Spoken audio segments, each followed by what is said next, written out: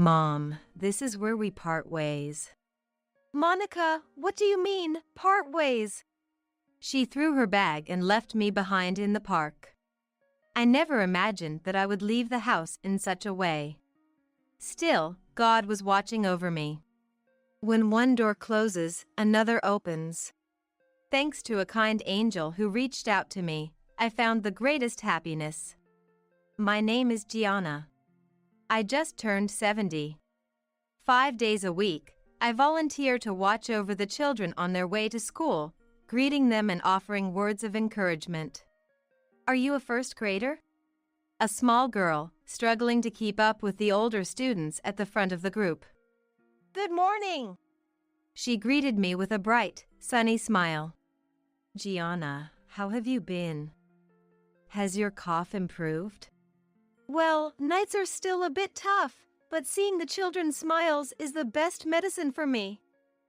And it's all thanks to Martez for getting me involved in volunteering. Martez, who lives nearby, was my late husband's childhood friend.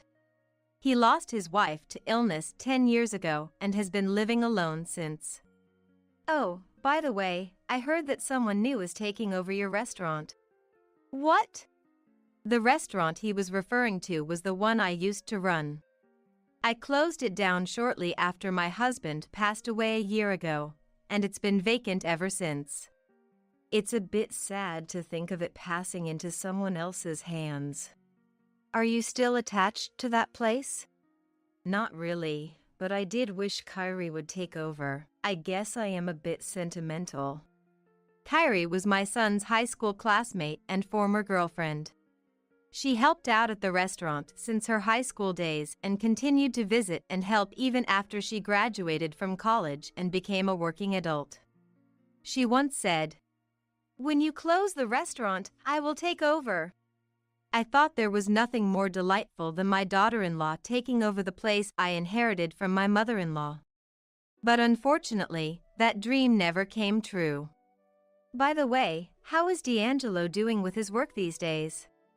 Who knows? When will he ever get his act together? D'Angelo is my only son. Gianna, I'm going to be a big shot someday, and I'll make sure you live comfortably. My son, whose catchphrase has always been about becoming big, is a self-proclaimed comedian.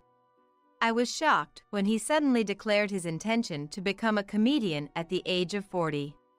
When he told us he was dropping out of college to pursue comedy, my husband was furious. Do you think we sent you to college just so you could become a comedian? Making a living as a comedian isn't that easy. If you insist on doing it, leave this house. My stubborn husband, Yancey, issued this ultimatum to our son. But even until just before he passed away, Yancey was concerned about our son's future. It is often said that children don't live up to their parents' expectations. My son has accomplished little over the years. I've seen him on TV only once. And it wasn't as a comedian but as an extra in a drama, just the back of a passerby. He claims he performs in rural areas and small stages, but it's unclear whether he is truly active as a comedian. 8 years ago. Mom, I think I want to get married. I suddenly received a call from my son. I was so happy I could dance, thinking Kyrie would finally become part of our family. But the woman my son brought home was someone I'd never seen before. I hate to say it, but I was shocked because I had always thought it would be Kyrie. Since then, Kyrie stopped coming to the store. After that, my son's marriage didn't last long, and they divorced in 2 years. And less than a year after that divorce, he got married for the second time. Then a year and a half ago, he got married for the third time. His current wife is Monica. She's 26 years old, more than a decade younger than my son, who is 40 and still doesn't have a steady job.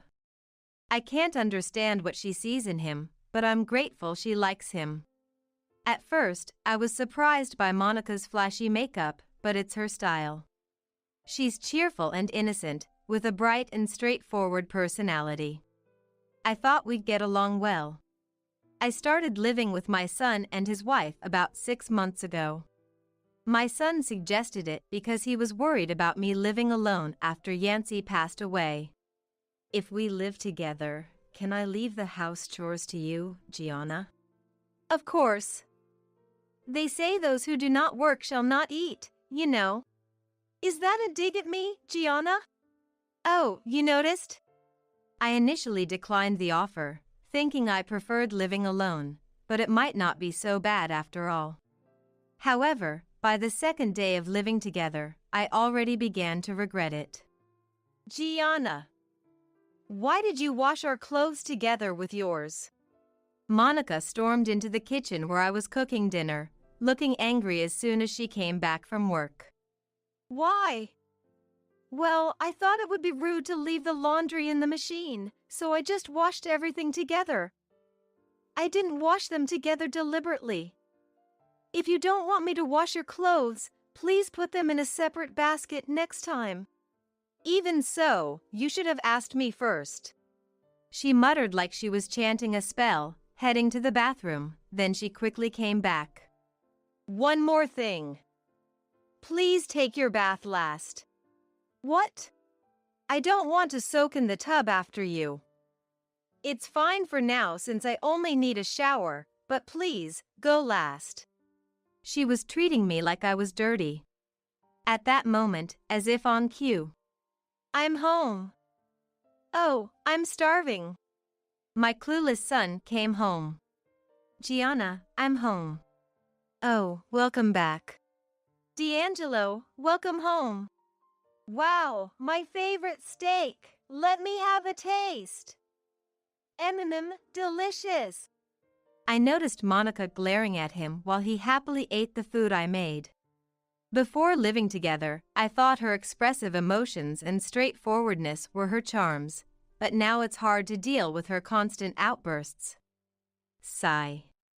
Compared to when I ran the diner, I should be much more relaxed, but by the time I get to bed, I'm exhausted.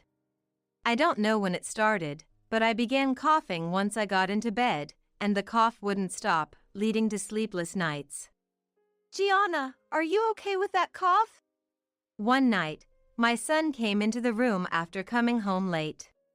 Oh, this cough. The doctor said it might be a recurrence of my asthma attacks, but I'm fine. Don't worry. The doctor had told me that changes in environment and stress could trigger the attacks, but I kept that part to myself. Well, that's good to hear. You need to live a long life. Just hang in there a bit longer. I'll become a big star and make life easy for you. Oh? Since when did you upgrade from big to big star? Let's see, when did that happen? For a man, the bigger the dream, the better, right? Honestly, I don't expect you to make my life easy. I'm living on a pension now, but if push comes to shove, I have enough money to move into a facility. But Mom! Listen to me until the end. What I want most is for you to get a stable job and build a normal family. A fourth time is out of the question, please. At that moment, I was already thinking about leaving this house and living on my own. A few days later, on Sunday. Gianna, I'm off work today, so how about we go for lunch and do some shopping afterward? Usually grumpy in the mornings, Monica suddenly invited me out cheerfully. Gianna, you should go. I'll be on a sales trip from today for a while, so you two have fun. Monica's unusual behavior made me slightly suspicious, but doubting her wouldn't do any good. Monica, thank you. Then I'll take you up on that offer. I gladly accepted my wife's invitation. We went out in her car. We had lunch at a chic Western-style restaurant, did some shopping, and had a wonderful time. Gianna, shall we head home soon? Yes, thank you so much for today. I had a great time. We chatted about nothing in particular as we made our way back home. All right, Gianna. Please get out here. What? She stopped the car at the entrance to a park, not at our house. Gianna, this is where we part ways. Monica, what do you mean? I can't take care of you, Gianna. Absolutely not. Why this all of a sudden? Your coughing has been keeping me up at night. If I catch something bad and it affects the baby, it would be a disaster. Monica! You're pregnant? Anyway, so as not to burden us, please find somewhere else to live, either an apartment or a facility. She spat out those words, then opened the passenger window and threw my bag towards the park. Wait a minute, Monica. What are you doing? I hurriedly got out of the car. Gianna, here's a present. Monica tossed the box of cakes I bought from the pastry shop out of the car window towards me. Call me once you've found a place to live. I'll send the rest of your stuff. Take care. With that, she drove off, waving. The cake I bought is all dirty now. I picked up the cake that had fallen out of the box. Grandma, are you okay? Huh? You are. It was the girl who always greeted me cheerfully. Thank you, I'm fine. Don't worry, go play with your friends. Grandma, I'm going home now, so come with me. What? Thank you, but it would surprise your mom if a stranger came along. No, it won't. Mom always says to help out elders in trouble. She'll be happy. Not wanting to reject the girl's kind offer, I agreed. Okay, just for a bit, I said, letting the girl lead me by the hand. This is my house. This is your house? The girl's home was a stylish new high-rise that had been built about 6 months ago. Yeah. She lives at the very top here. We went up to the 14th floor, and I rang the doorbell. What? For a moment, I couldn't understand the situation at all. Why are you here? Grandma, do you know Mom? Yes, I know her. Your mom's name is Kyrie, right? That's right. Standing before me was Kyrie, whom I hadn't seen in 8 years. Georgina. Kyrie, can you let Gianna and I talk for a bit? Go play in your room, okay? Sure, got it. Once inside the living room, I asked her. Is that little girl Georgina? Yes. I always thought she was a cute girl who greeted me cheerfully every morning, but I never imagined she was your child, Kyrie. So, did you get married after that? She answered softly. No, I'm not married. Actually, she is D'Angelo's child. What? D'Angelo's child? So, that means she's my granddaughter. I almost shouted out loud.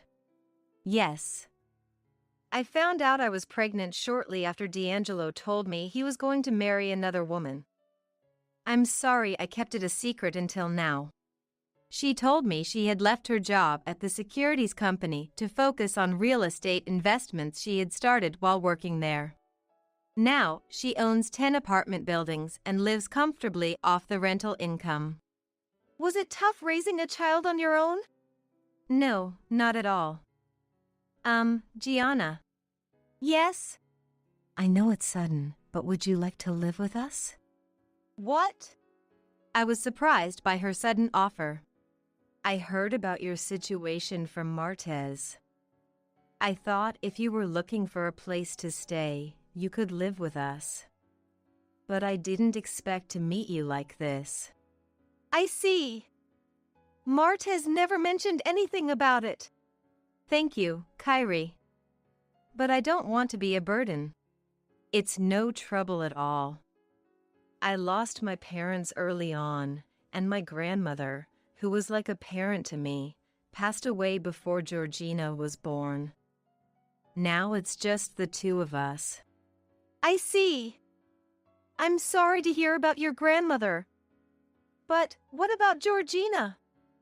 How does she feel about it? Georgina! Come here. Yes. I want to know if you'd like to live with me and her together. What do you think? Georgina put her small hand on her chin and thought for a moment. Yes. I'm all for it, she replied with a smile. I've always wanted a grandma. Gianna, will you be my grandma? Looking into her innocent, earnest eyes, there was no way I could say no. Of course, I'd love to, I answered with a smile. The next day, I called Monica. Monica? It's me. I've decided to live in the apartment my nephew runs, so could you send my things?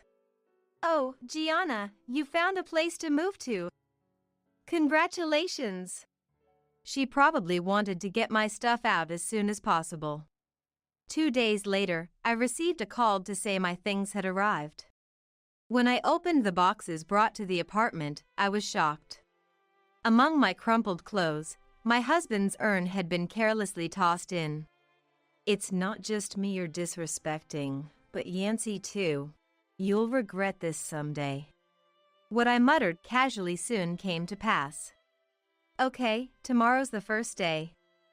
Let's give it our all, both of you. But what exactly were we preparing for? The conversation I had with Kyrie that day at her house had more to it. Gianna, how about we run a diner together? The diner? But that place has already been shut down, and I heard a new tenant has been found. Yes, I know about that.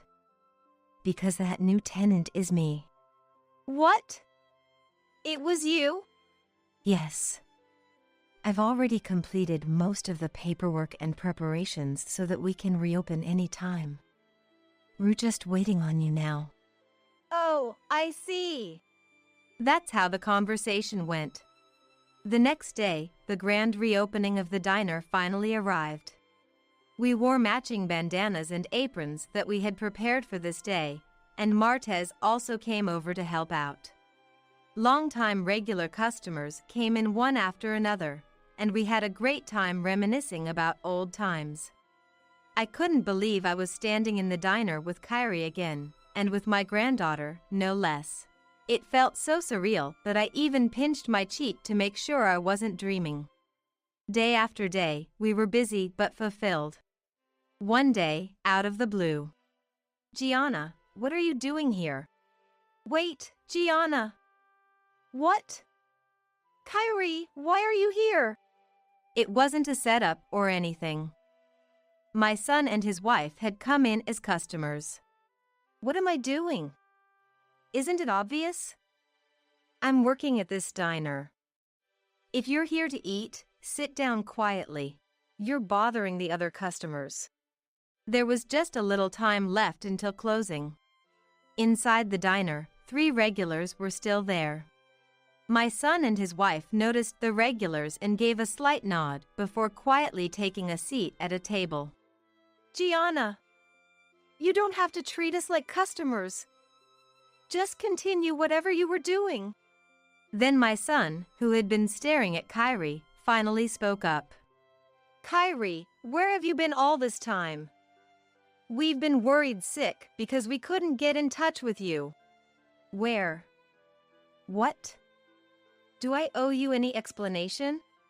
I had never seen Kyrie speak so coldly and indifferently to my son before. Like Kyrie said, you call yourself a comedian, but you betrayed the person who stood by your side. Where do you get the nerve to ask her that? It's not like I betrayed her. Hold on, D'Angelo. What's going on? What kind of relationship do you have with that person? My son was suddenly under a barrage of questions from 3 women. Don't gang up on me. He sounded almost like he was about to cry. More importantly, Gianna, are you really commuting here every day from an apartment more than an hour away? He suddenly asked, looking serious. Yes, I run here every day. Of course not. I live in a luxury apartment not far from here now, I said, trying to sound a bit like a celebrity. A luxury apartment. Yes, on the top floor of a luxury apartment. And it's all thanks to Monica for leaving me in that park back then. Right, Monica? What? I gave a sly smile, and she was so startled that she spilled the water from her glass. Oh, Gianna, I didn't abandon you. I just left you. Ah. Monica couldn't hide her panic, her eyes darting around. My son, sensing the chance to turn the tables, pressed her for answers. Monica, what's the meaning of this? Didn't Gianna leave the house on her own? Feeling cornered, Monica tried to escape the situation. I need to go to the restroom, she said, starting to get up from her chair. And at that moment, I'm home. My granddaughter Georgina cheerfully returned from school. And then, oh, it's that person. She pointed at Monica, raising her voice. You were the one who left Gianna in the park, right? What? Those panda-like eyes and lips that look like sausages. And the car was red with the number 12-01. My vision is perfect. I was amazed by my granddaughter's memory. That wasn't the only surprise. When you do something wrong, you should say sorry. Didn't your teachers teach you that? She gently scolded Monica, like a mother teaching her child. Why should I apologize? Monica continued to be stubborn. Then, Georgina walked over to Monica and gently placed her hand on her back. Hey! Monica started crying, like a child being scolded by her mother. I'm sorry, Gianna. As expected, my son and his wife got divorced, and Monica left the house. What happened to the child she claimed to be carrying? It turned out she wasn't pregnant at all. It was just an excuse to kick me out of the house. After leaving, Monica tried to find an apartment, but she was rejected everywhere. Of course, all the properties were owned by Kyrie. Meanwhile, my son faced his third divorce. I'll be Georgina's father. Let's get back together and live as a family. He begged Kyrie, but she ignored him, and he cried. A fitting end for a man who never learns. It's my own fault. Of course, I haven't told my son about Georgina's real father. Gianna, I have something to discuss with you. What is it? You look so serious. Is something bothering you? It's not like that. Actually, I'm thinking of moving out of this apartment. Why? I've always dreamed of it. Living in a high-rise apartment, seeing the view from the top. But now, I think a house where the three of us can live comfortably would be better. Oh, that's it. I was worried you didn't want to live with me anymore. No way! I'm relieved. To be honest, I'm not very fond of heights. Really? I didn't know that. Kyrie, Gianna, come here. The stars are beautiful. We went out to the balcony, and the night sky was full of beautiful stars. Gianna, that biggest star is Dad. My granddaughter pointed to a particularly bright star. The biggest star is Dad. Yeah. Kyrie told me that the brightest star is my dad. The brightest star meaning the biggest star my son was always saying he would become. I see, that's what it means. Kyrie and I exchanged a smile. I'll take the rich husband. The ugly wife who can't make money gets divorced. I got home earlier than usual, with work finishing up sooner. I just wanted to rest my tired body. With that single thought in mind, I headed to the living room. But what I found there was a scene I never expected. Taylor and Virginia were sitting on the couch, getting cozy with each other. Their touch was sensual, and I felt bewildered. But that bewilderment quickly turned to anger. Well then, you're both fired. The two made incredulous faces at the word fired. It was as if they were saying, "How can you decide to fire someone?" Even though I had told them many times about my job and position, they still acted shocked now. I told them once more, in a way they could understand, about my true identity. My name is Ashley. I'm 35 years old. I'm a president of a company I inherited from my dad, though it isn't that big. It's busy every day, but that doesn't change the fact that it's a rewarding job. The one who supported me through all this was my husband, Taylor. Taylor and I met back in college. Influenced by TV dramas, I had yearned for the college life experience. I entered my college of choice and began the life I had imagined, with classes and clubs. Just that alone was fun and fulfilling, but at some point, I started thinking I wanted to try things I never could before. That's when I set my sights on a part-time job. In high school, part-time jobs were forbidden, and since I commuted to college from my parents' home, I didn't need a job to get by. But now that I was starting a new life in college, it was the perfect opportunity. I quickly applied for a part-time job at a restaurant and got hired. And that's where Taylor was. I heard this is your first part-time job, but try not to be too nervous. There's a lot to learn, but just take your time. Thank you so much. On my first day, when I was feeling anxious, Taylor kindly reassured me, putting me at ease. As you work together, you often grow closer. Taylor and I were no exception. During breaks, on the way home, or whenever we had a moment, we'd start chatting. We learned about each other's hobbies, tastes, how we think, and the lives we had led. We even discovered we attended the same college, giving us more to bond over. From then on, whenever we saw each other on campus, we'd do homework together or have lunch. It didn't take long for us to become a couple. My impression of Taylor hasn't changed at all since we first met.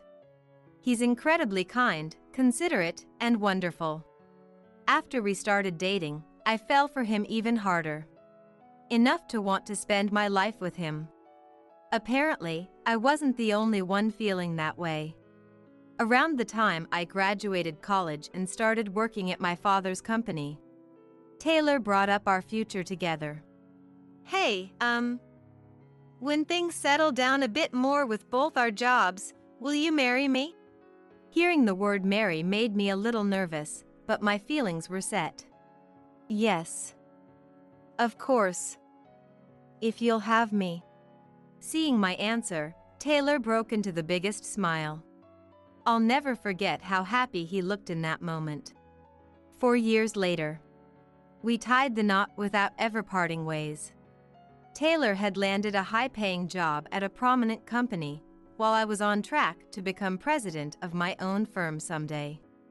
Our future together seemed rock solid. Fast forward 4 years into our marriage. I officially took over the reins of the company and stepped up as president. The daily grind of being top dog kept me on my toes non-stop. Between schmoozing with bigwigs left and right, managing my staff, and everything in between. Ugh. I'm beat. The second I walked through the door, I collapsed onto the couch. Taylor shot me a slightly worried look as I lay there, utterly drained. Haven't you been pushing yourself a little too hard lately? You holding up okay? Yeah. I'm fine. I just feel like now's the time to buckle down, you know? Things should settle into a groove soon enough. If you say so. Taylor set a mug down on the table. The tantalizing aroma of my favorite herbal tea wafted up from its contents. You went out of your way to brew this for me? Thank you. Hey, it's nothing. I figured you'd be pretty wiped out. With that, he took a sip from his own mug.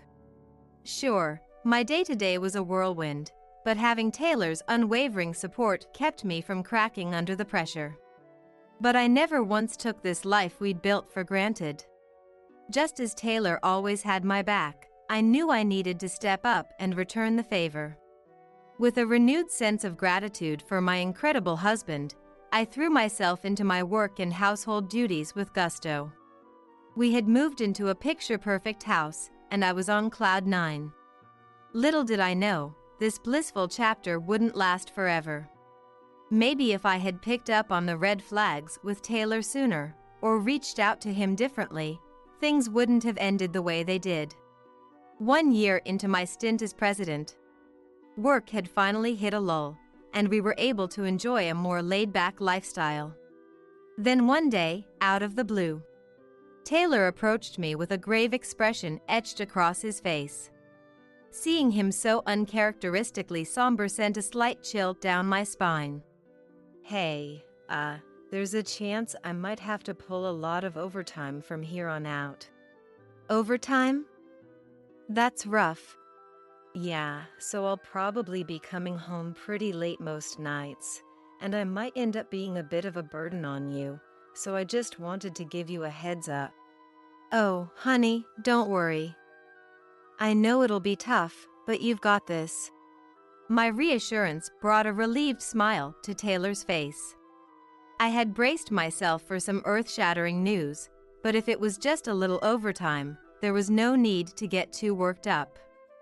Just as Taylor had always been there for me, now it was my turn to step up and be his rock. 1 week after Taylor broke the news, true to his word, his overtime hours kept him at the office late into the night. At first, I would often stay up waiting for him to come home. But as the days went by, he started stumbling in later and later.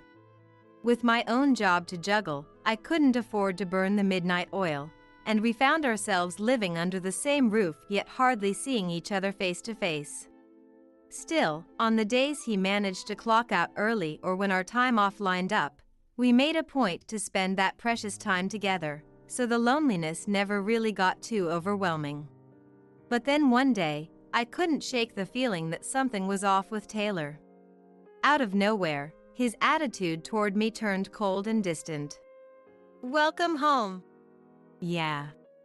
Even when I tried to strike up a conversation, all I got in return were brusque, half-hearted responses.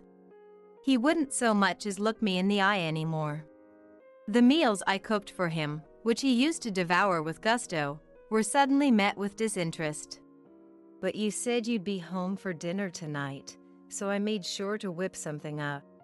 Plans changed and I already ate with my boss. He invited me out. Well, you could have at least let me know as soon as it was decided. God, you're so annoying. He asked me to go, so what was I supposed to do? Are we done here? I'm exhausted and don't feel like talking. When I first noticed his chilly demeanor, I chalked it up to the fatigue from all those overtime shifts, but apparently that wasn't the case. It didn't take long for me to put 2 and 2 together. You're working late again tomorrow, right? What's it to you? What do you mean, what's it to me? I don't like not knowing when you'll be home, and I have to plan dinner too. Ugh. You're such a nag. I'll let you know when I figure it out. That good enough for you? Clearly eager to cut our conversation short, Taylor tossed out a half-baked compromise. Oh, okay, got it. Later. And with that, Taylor left for work without once meeting my gaze. In the end, I never heard a peep from him.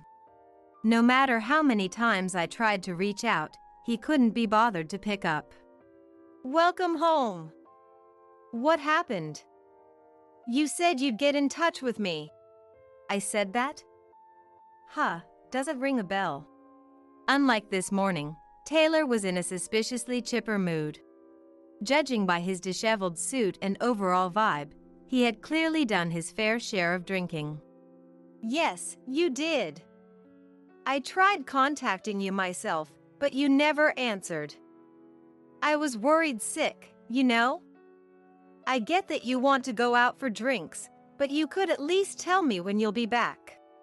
Get off my case! It's none of your damn business where I go or what I do. And telling you when I'll be home? What am I, a child? What am I, a child? Adults worry about each other too. What if you got into an accident or caught up in some incident? I'd have no way of knowing. An accident? Some incident? Oh, please, like that would ever happen to me. You worry way too much. No matter how much I tried to express my concern for Taylor's well-being, it fell on deaf ears. Seriously, getting nagged the second I walk through the door? Talk about a buzzkill. Hey, wait a sec. Without bothering to hear me out, Taylor stormed off to his room. Even if I had tried to keep the conversation going, he obviously wasn't in the mood to listen. I could only watch in silence as his back disappeared from view. Before I knew it, we had fallen into this dysfunctional routine for 2 whole months. The gulf between us only seemed to widen with each passing day. Every attempt to reach out to Taylor was promptly shut down.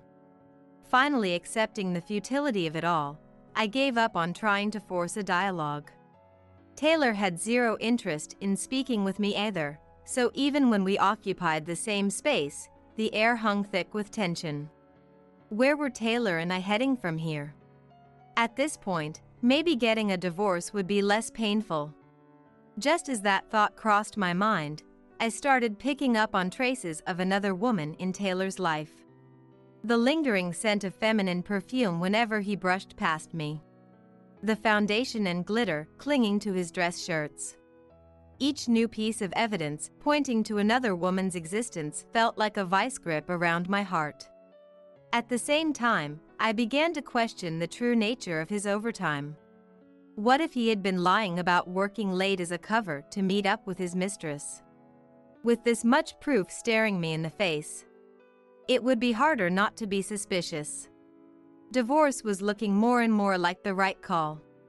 I started seriously contemplating ending things with Taylor.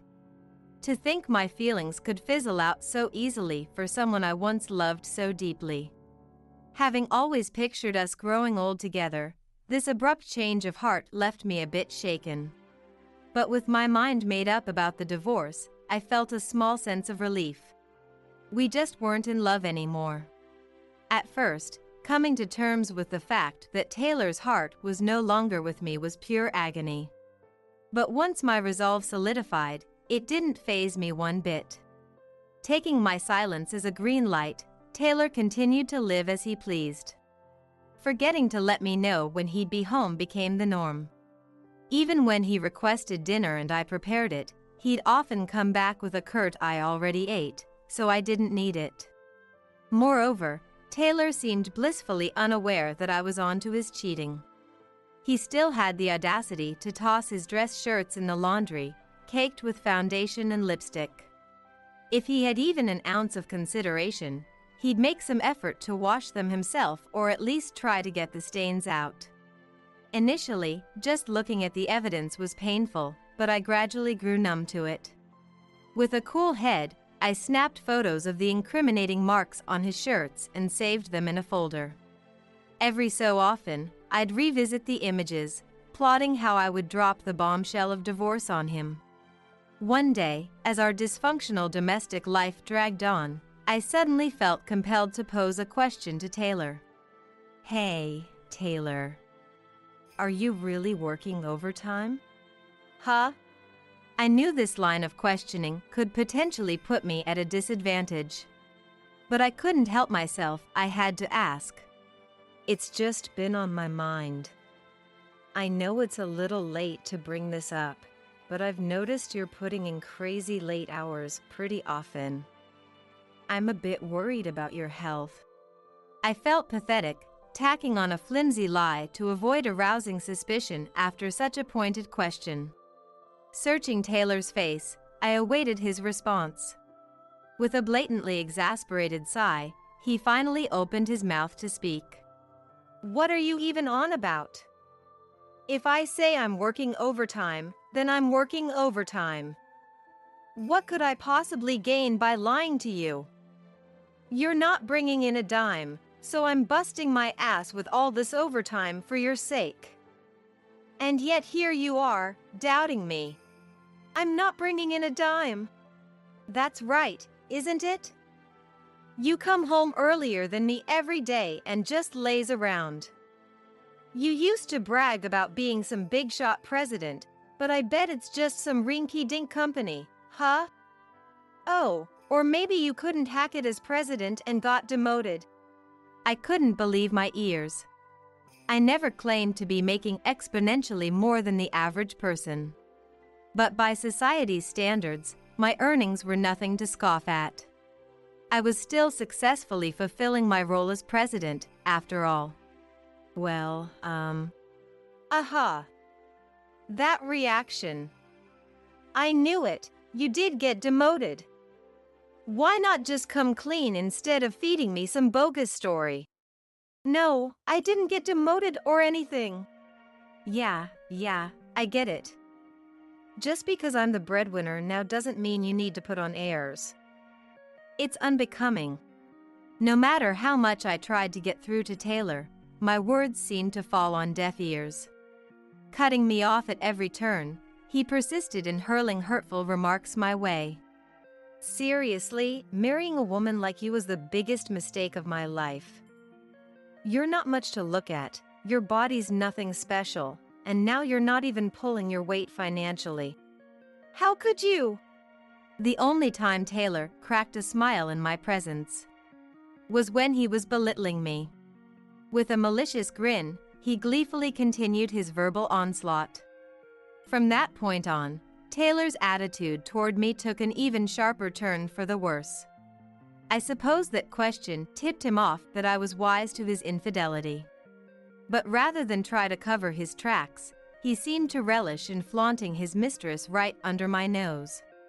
Coming home reeking of another woman's perfume became a daily occurrence.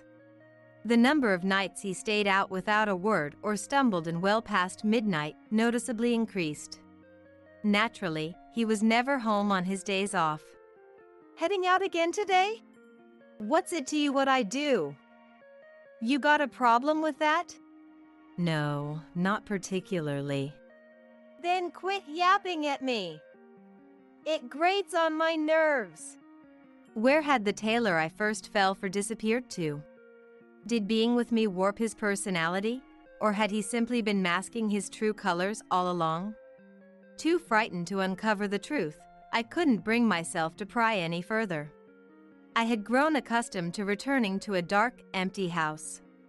Deep down, I knew it was sad and lonely, but I couldn't bear to face that reality. Acknowledging it felt like it would shatter me to pieces. Just as I had gathered sufficient evidence and was biding my time to broach the topic of divorce, a serendipitous event unfolded. It happened on a day when I was putting in overtime due to a crisis at work. The issue was so severe that I had resigned myself to not making it home until well past midnight. However, I managed to resolve the problem faster than anticipated, allowing me to head home earlier than planned. Though I knew it was pointless, I still informed Taylor that I would be working late. Glancing at my phone as I left the office, I confirmed that, as expected, he hadn't even read my message. At this point, he had probably blocked me. I thought I had grown numb to his callous treatment, but the realization suddenly hit me, leaving me crestfallen. Grabbing a quick dinner from a convenience store, I made my way home. As I arrived and stepped inside, something caught my eye as I went to remove my shoes. Lined up neatly was an unfamiliar pair of cute, ornately decorated high heels. After a momentary mental lapse, it dawned on me that his mistress must be in the house. Careful not to make a sound, I slipped off my shoes and tiptoed toward the living room. Then I opened the door. There, on the couch, sat Taylor and a woman I had never seen before. They were all over each other, their touches oozing with a sensuality that made me want to avert my gaze. Hey! What do you think you're doing? Their eyes went wide with shock. Huh? Wait, why are you here? I thought she was working overtime today. Well, yeah, that's what she said. From the looks of it, Taylor had invited the woman over, assuming I would be home late due to overtime. He was probably thrown off by my earlier than expected return. Why the hell are you back already? Didn't you say you might be late tonight? I did say that, but I said I might be late, right? I never said I would definitely be late. Did you even read my message properly? You're seriously pissing me off.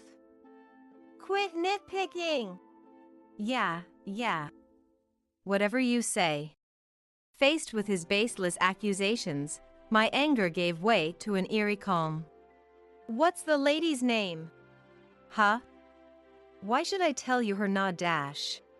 If you don't tell me, is it okay if I just call her bitch or whore? Virginia. When I raised my voice, pressuring her, Virginia blurted out her name. And where did you two meet? At work. Virginia's a colleague. Same company, huh? I alternated between studying their flustered faces. Now, what to do with them? As I pondered my next move, feigning small talk, Taylor suddenly lashed out. What the hell is your deal? Barging in here, acting all high and mighty.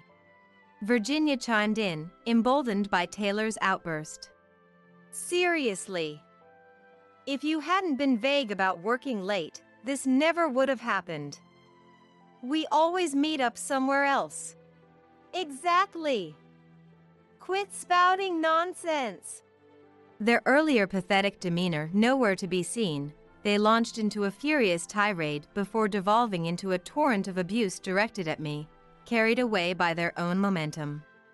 And I heard you're not much of a breadwinner. Pathetic. This chick kept bragging to me about being some big shot president, but she actually got demoted. For real? That's so lame. Their crass, vulgar laughter grated on my ears, fueling my disgust. Oblivious to my mounting rage, they persisted in their verbal assault. I couldn't let myself get riled up here. I had a hunch that would backfire. Then they crossed a line with their next remarks. I'll take the rich husband. The ugly wife who can't make money gets divorced. In that moment, my resolve crystallized. There was only one way to shut them up and put them in their place. Well then, you're both fired. What? My declaration left them gaping, at a loss for words. They looked like they wanted to say something, but I pressed on without waiting. Don't worry. I'll give you that divorce too. I'll personally have a chat with your company. Hey! Why do you get to decide to fire someone? This makes no damn sense. Oh, I get it. You're saying you'll fire us 'cause we cheated? You don't even have proof, so what are you blathering about? Why do I get to decide? Well, I can't do it directly, but I can certainly report you to your superiors. But why? In response to Taylor's question, I pulled out my business card. Wait, this company is... You were lying to me all along. In reality, the company where I serve as president has a business partnership with Taylor's employer. I could have sworn I told Taylor about my job and position multiple times, but... You're the one who refused to believe anything I said, aren't you? By the way, I also hired a private investigator to gather evidence of your affair. Seems like you two were having quite the time at hotels and even this house during work hours, huh? After coming to terms with Taylor's infidelity and deciding on divorce, I enlisted a private investigator to obtain irrefutable proof and identify his mistress. Taylor and Virginia were meeting up nearly every day, so 2 weeks was more than enough time to amass a mountain of evidence. Thanks to that evidence, I already knew Virginia's name and that she was Taylor's colleague, but I wanted to hear her say that basic information herself. I mean, if your bosses found out you were pulling this crap at work, I can't exactly sweep it under the rug, can I? No. Please, don't report us to the company. It'll tank my chances at a promotion. Yeah. Just because you don't approve of us, that's no reason to go that far. You think I'm reporting you because I don't approve? I'm reporting what you did because it's a serious professional transgression. Isn't that obvious? As the president of a company? When I laid it out in a chillingly calm tone, they averted their eyes, clearly uncomfortable.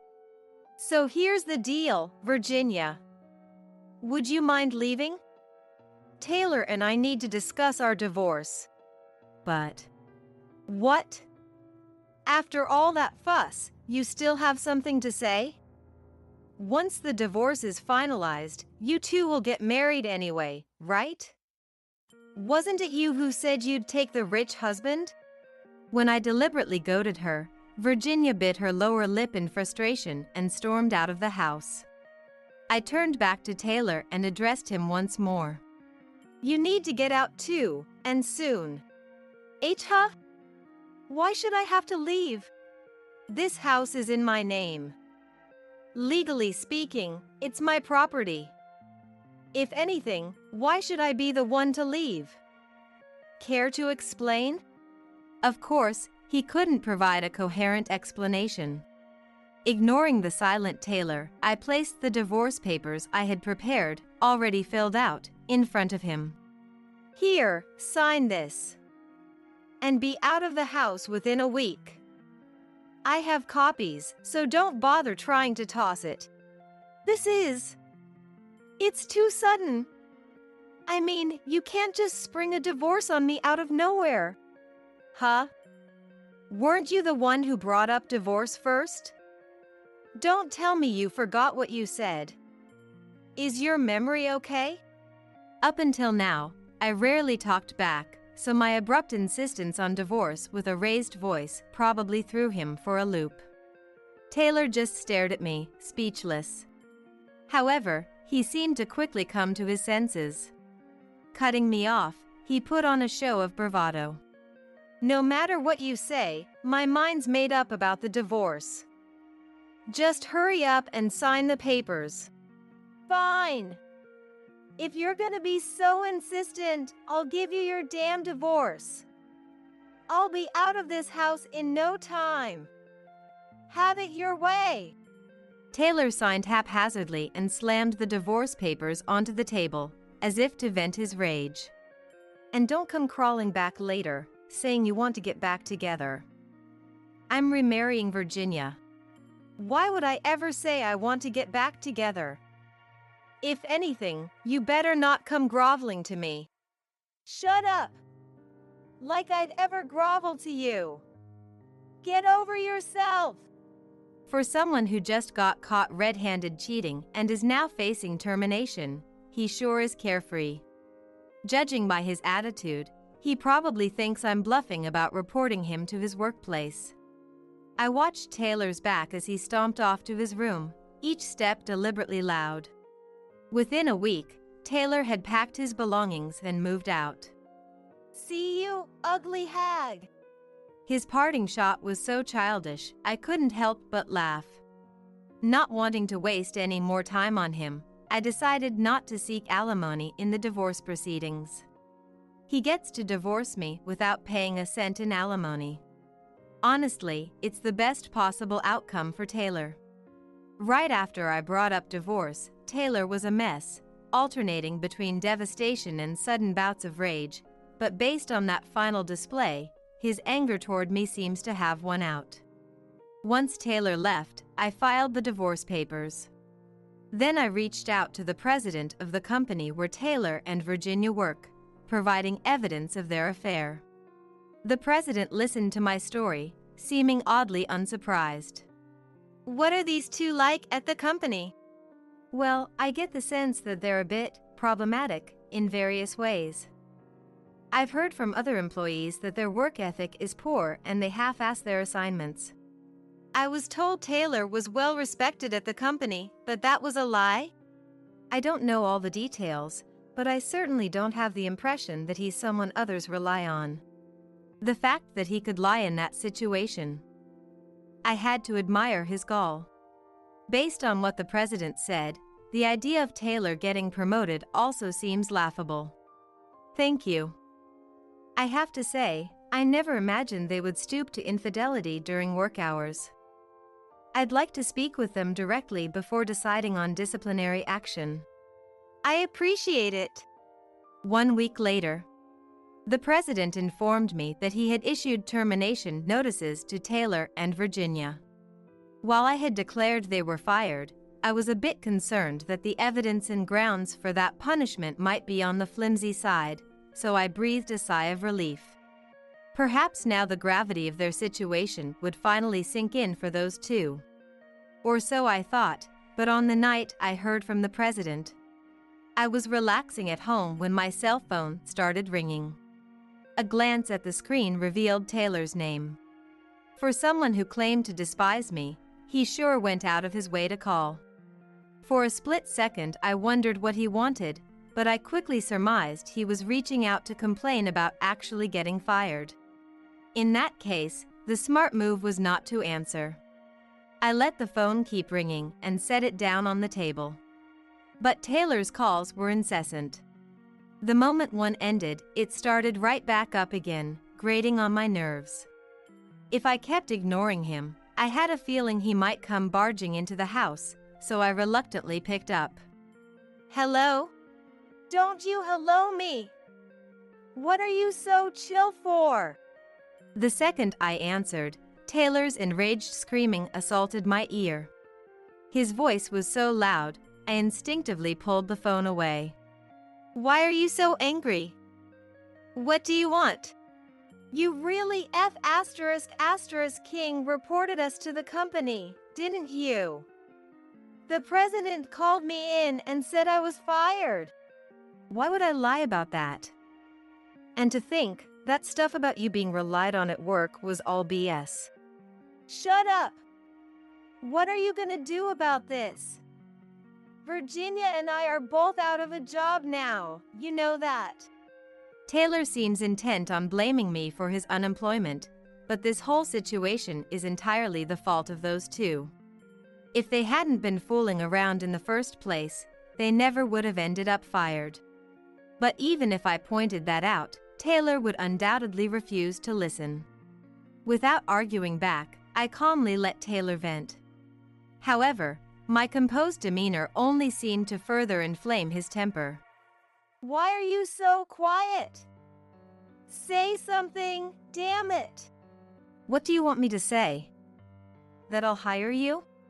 Who the hell would want to work at your company? You need to apologize to us and pay damages. It's your fault we lost our jobs, so you better cover our living expenses too. If you refuse, I'll sue your ass. Got it? Convinced of his own innocence, Taylor spewed the kind of nonsense only he could. Still, the fact that he genuinely seems to think he has grounds to sue me is puzzling. Does he actually believe that simply threatening legal action will make me unconditionally comply? Exasperated by his unchanging immaturity, I heaved a deep sigh. What are you even saying? A lawsuit? Seriously? On what grounds do you plan to sue me? For getting us fired and stuff. If you really think getting fired is my fault, you must have an awfully empty head on your shoulders. Let me guess, you figure you can just toss out the word lawsuit and call it a day? How shallow can you be? Shallow. You're the last person I want to hear that from. Taylor clearly doesn't even grasp the meaning of the word shallow. Trying to reason with him any further would be an exercise in futility. No matter what I say, it won't get through to him. If you want to keep prattling on about lawsuits and damages, I'm hanging up. Hey! What's with that attitude? Quit looking down on me. Okay, bye now. Cutting Taylor off mid-sentence, I ended the call. When he tried ringing again, I ignored it and blocked his number. I set my now silent phone on the table and stretched out on the couch for a nap. But a few days later, I was made painfully aware of my own lack of foresight. About a week after Taylor's call, I was in the middle of household chores when the intercom buzzed. I wasn't expecting any deliveries or visitors, so I warily checked the monitor. There, looking livid, were Taylor and Virginia. Had they come all the way to my home just to give me an earful? If so, their obsession with me was bordering on disturbing. Maybe it would be best to ignore them. But they both appeared to be seething with rage. If they let their anger get the better of them and smashed a window or broke the lock, it would be a huge hassle. Steeling myself, I started toward the front door, but right then, the intercom rang out again.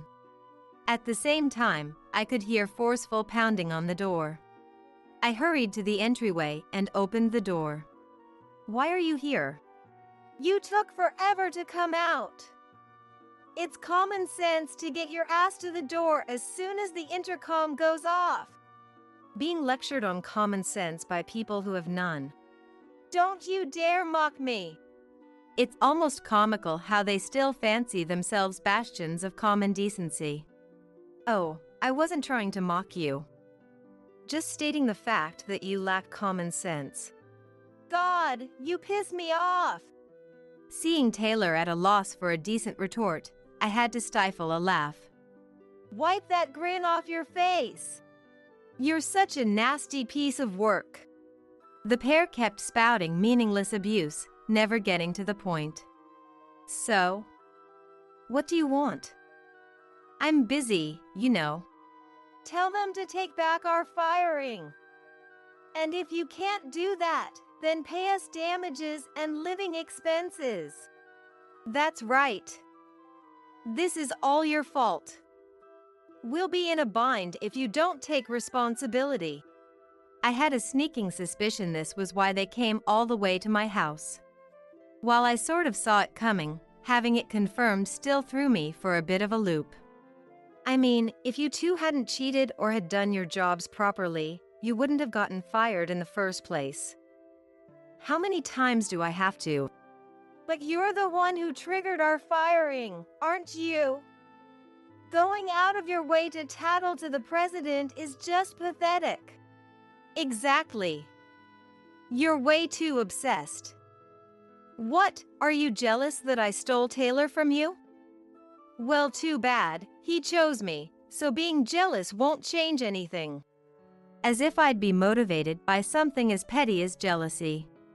How long are they going to keep twisting reality to suit their own narrative? Are you being serious right now? Duh. Anyway, you'd better shut up and do as we say. The money. Even after all this, you still don't think you did anything wrong? Sure, I might have been the catalyst, but in the end, it was the president who decided to fire you. In other words, even he felt your conduct was unbecoming of the company. Do you get what that means? Finally venting the anger I had bottled up, I raised my voice at the two of them.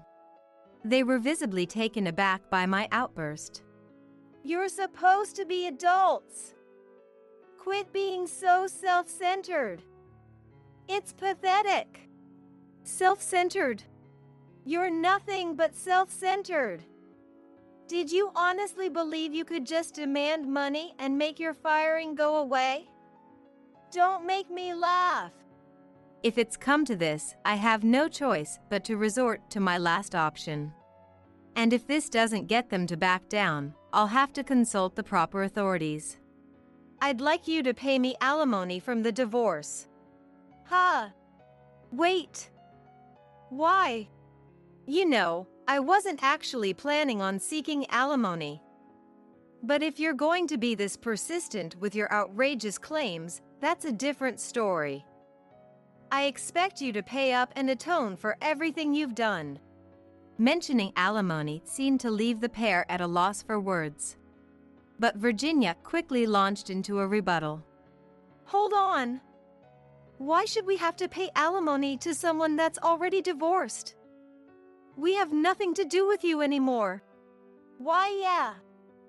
There's no way that would fly. Didn't you know? Even after a divorce, you can still file for alimony within a certain time frame. No way! Finding themselves in a position where they might owe me money, the gravity of their situation finally seemed to dawn on them. But that doesn't mean they'll obediently comply. We don't have the money. Oh look, we'll apologize for everything up until now. So don't go asking for alimony. He's right. We're sorry for saying all those horrible things. There. That should do it, right? So about the alimony. I had a hunch you two were strapped for cash. Taylor's always been a reckless spender. No matter how much you apologize, my stance isn't going to change. And if you think a half-baked apology like that is enough to be forgiven, you seriously need to rethink some things. The pair is clearly desperate to avoid paying alimony, citing their lack of funds, but that's not my problem. I'm going to squeeze them for every penny I can and make them rue their past actions. I don't care what you say or do. My mind is made up. Expect to hear from my lawyer, so you can go home for today. But nothing. Go on, get out of here. I shoved them out the door, forcibly ejecting them from my home. The intercom immediately started buzzing again, accompanied by banging on the door and the sound of someone trying to force it open. But when I informed them I'd call the police if they kept this up, the noise finally ceased. As promised, I later filed for divorce alimony from Taylor and Virginia through my lawyer. I didn't attend the negotiations myself, but my lawyer filled me in on how it went. Apparently, they kept whining about how they absolutely didn't want to pay. But in the end, they gave up and grudgingly agreed to the payments. If they had just kept their mouths shut, they would have been fine, but they had to go and show up at my doorstep. It reaffirmed how glad I was to be divorced from someone as immature as Taylor. Now, a year later, I've been receiving alimony payments from Taylor and Virginia, so I know they're at least getting by. For a little while after the money started coming in, Taylor would email me, claiming things weren't working out with Virginia and that he wanted to get back together. But there's no way I'd ever reconcile with him. Figuring it would be a waste of time to even respond, I kept ignoring him until the emails abruptly stopped. I don't know what became of their relationship, nor do I particularly care. As for me, I'm still fighting the good fight as company president day in and day out. Business is booming, and we've started laying the groundwork for expansion. I'm blessed with excellent employees, and I consider myself lucky. I feel like I could do just about anything to protect this company. Grateful for an environment that instills such conviction in me, I pour my all into my work, today and every day.